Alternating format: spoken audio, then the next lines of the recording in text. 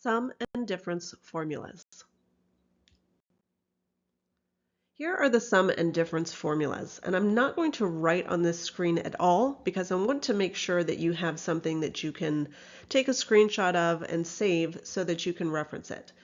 Now again, what we're looking at is just different strategies in your toolbox for if you are trying to find sine of some function and you're not able to do it as is, you can break that into two separate components or subtract it to find that value and use these formulas to compute whatever it is that you need to compute. Same for cosine, same for tangent.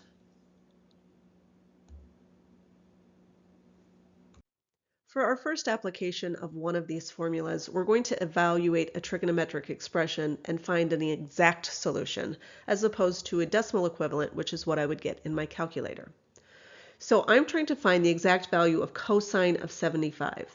Now, if I were to take a look at the unit circle, 75 degrees is somewhere in here. And I can see there's no ordered pair for 75 degrees. So I could find a decimal equivalent by plugging this into my calculator, and I would get about 0.2588. And that's fine if we're okay with a decimal equivalent. But if we want to know the exact value, let's use one of our newly discovered formulas, which is if I want to find the cosine of some value that I can break into two parts, then I can use this formula to find the exact value. So I'm looking at 75 and saying, how could I break 75 into two parts so that they added to 75? So I can see that for 30 and 45, I do have values of cosine. Those values of cosine are, of course, the x values in the unit circle. And therefore, I can rewrite cosine of 75 as cosine of 45 degrees plus 30 degrees. So that's what I'm going to do, is now I'm going to use this formula, and I'm going to replace u with 45, and I'm going to replace v with 30.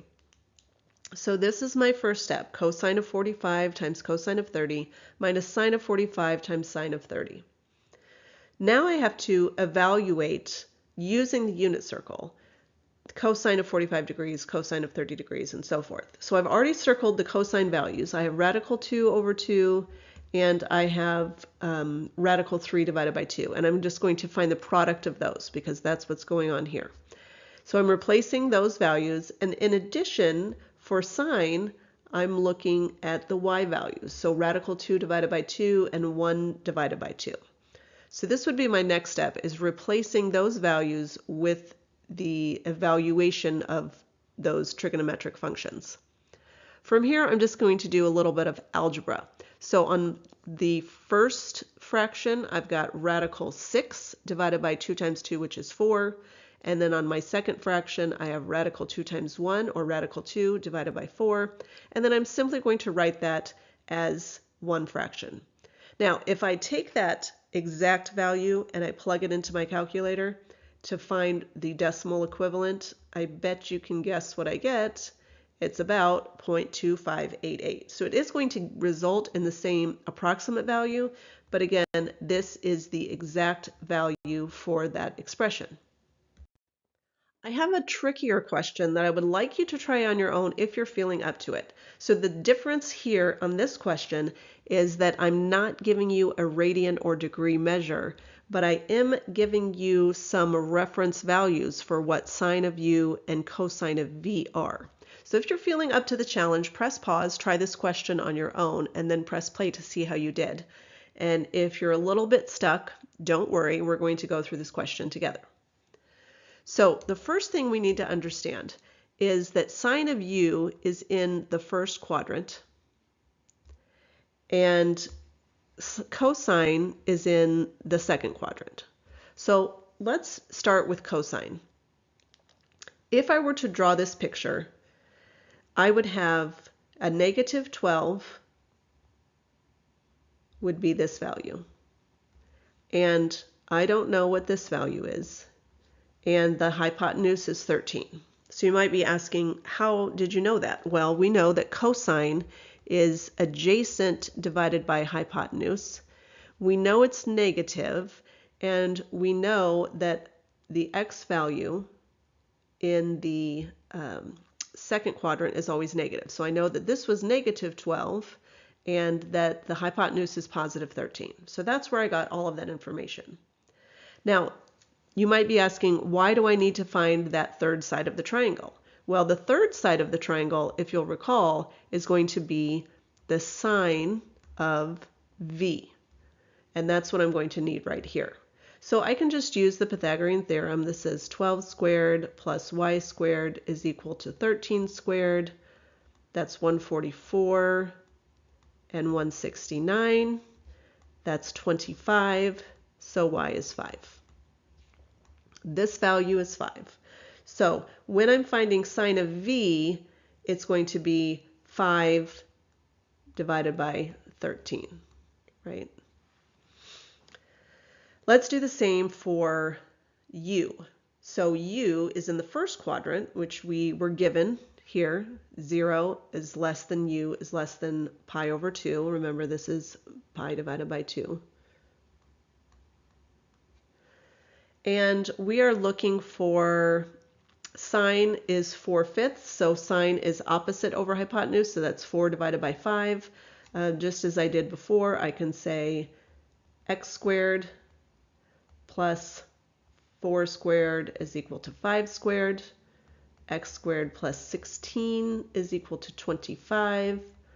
X squared is equal to 9. X is equal to 3. Now again, that's going to be a positive 3. So when I'm looking for cosine, which is adjacent over hypotenuse, cosine of v is going to be 3/5. So now I'm using cosine of v is 3/5, sine of v is 5/3, sorry, it's cosine of u. I did that in the wrong spot. I apologize. Cosine of u is 3/5 and sine of v is 5/13. So now let's continue.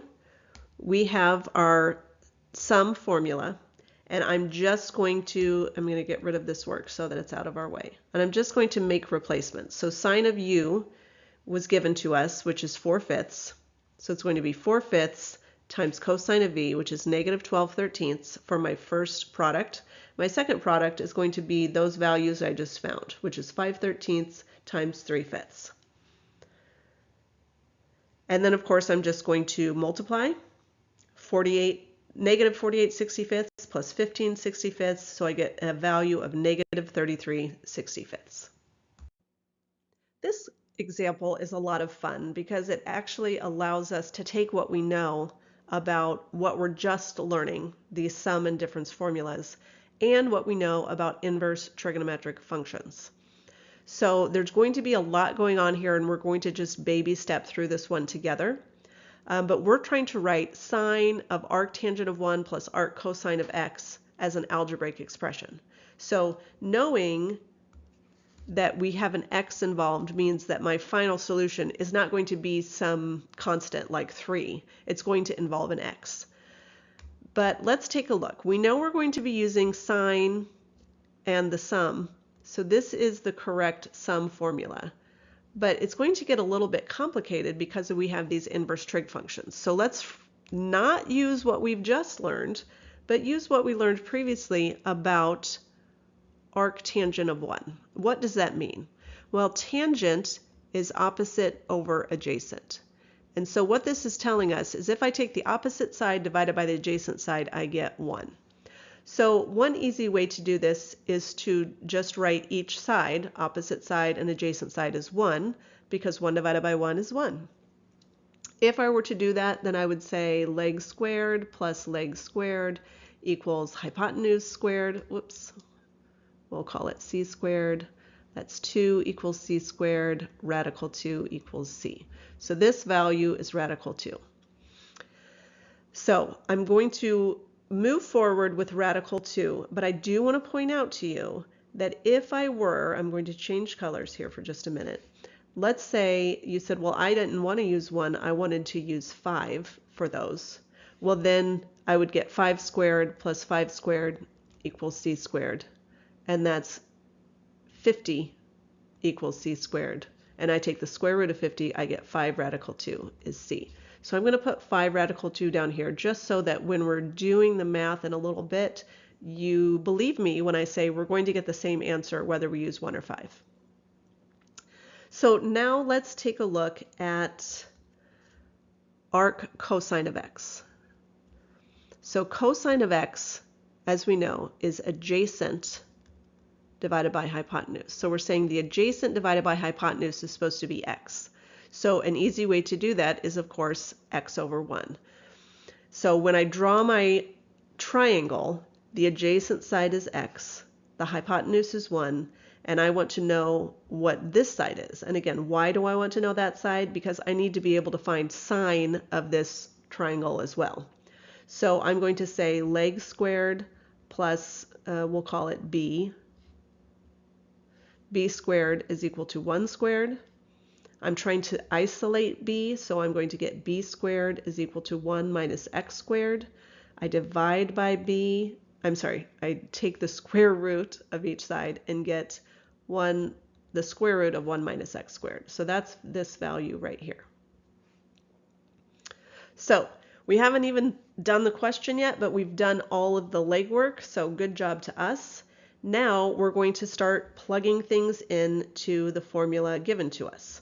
So we've got sine of u plus v equals sine of u cosine of v plus cosine of u sine of v. What am I going to use for u? I'm going to use arctangent of 1. What am I going to use for v? Arc cosine of x. So my first step looks like this, which is kind of a mess, but we get the idea.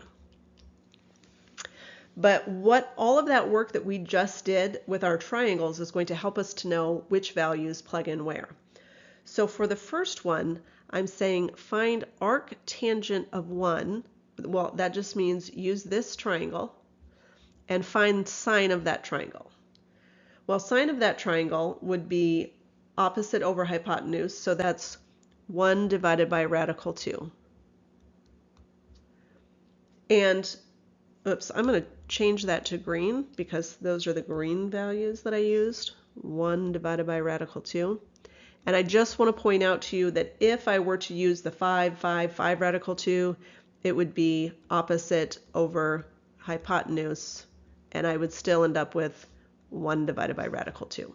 So that's all the yellow that I meant to point out to you, is that it doesn't matter. You're going to reduce to the same result. Now let's take a look at cosine of arc cosine of x.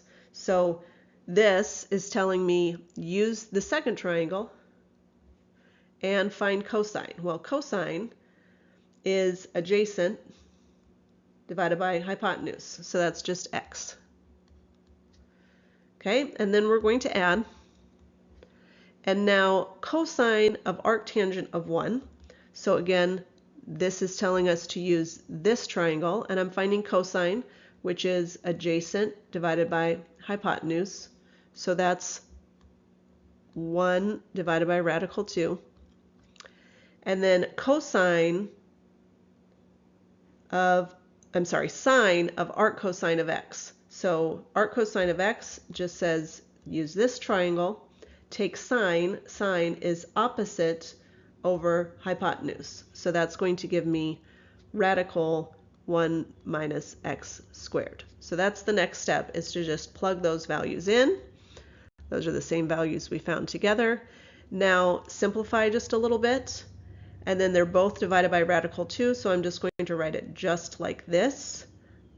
You could get crazy and try to multiply by the radical 2 in the numerator and denominator, but it's not necessary for you to do that.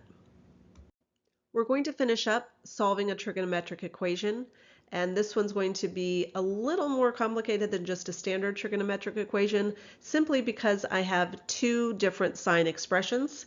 But notice I've given you both of the sum and difference formulas that you will need for this question, so I would like you to try it on your own. Do the best that you can, and then when you're ready, press play to see how you did.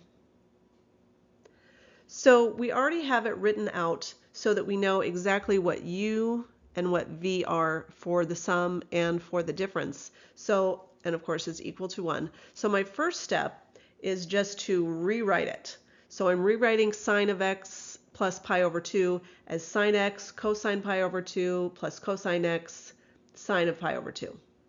That's my whole first expression.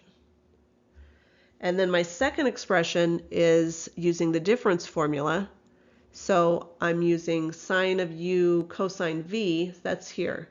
Sine of x cosine of 3 pi over 2 and minus cosine of x sine of 3 pi over 2.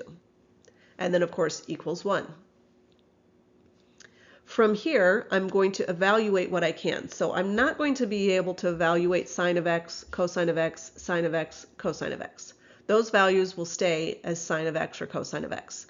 What I am going to do is I'm going to evaluate what is cosine of pi over 2, sine of pi over 2, cosine of 3 pi over 2, and sine of 3 pi over 2. So doing that, I get sine of x times 0, which is cosine of pi over 2, plus cosine of x times 1, which is the sine of pi over 2, plus sine of x times 0, which is the cosine of 3 pi over 2, minus cosine of x times negative 1, which is the sine of 3 pi over 2, and then equals 1. Now we can see that if I multiply by 0, that I'm going to get 0. So I'm going to take those out of the equation, and I have cosine of x minus negative cosine of x, so plus cosine of x. That gives me 2 cosine of x is equal to 1, or cosine of x is equal to 1/2 by division by 2.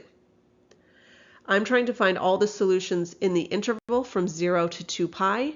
So again, you can use your unit circle to find where is cosine of x equal to 1/2, and that is at pi over 3 and 5 pi over 3.